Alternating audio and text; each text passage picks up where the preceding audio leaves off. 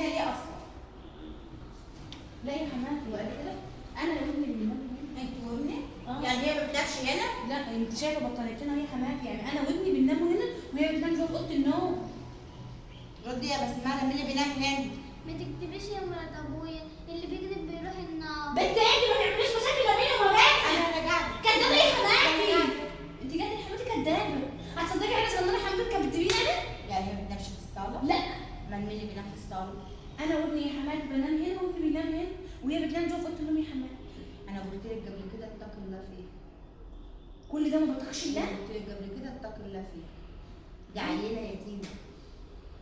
لما اخش عليها الاقيها بتعيط اتقي الله فيها عشان ما تلفش الايام وتلاقي عيلك مكانها في يوم من الايام. انت شايفه كده؟ اه. قلت لك قبل كده اتقي الله فيه. حاضر يا حماتي. وزي ما احنا قلنا لكم يا جماعه، اي واحده تتجوز واحد يا جماعه معاه عيال لازم تتقي ربنا فيهم وتعاملهم زي عيالها بالظبط، عشان الايام دواره مصير عيالها يبقوا كده في يوم من الايام. ايوه ده زمن مش مضمون. من زمان مش احنا ليه نعاملهم معامله مرات الاب؟ والعيال مالهاش اي بني ادمين.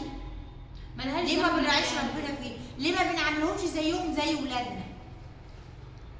واعملوا لايك وما تنسوش تعملوا اشتراك عشان يوصلكم كل جديد.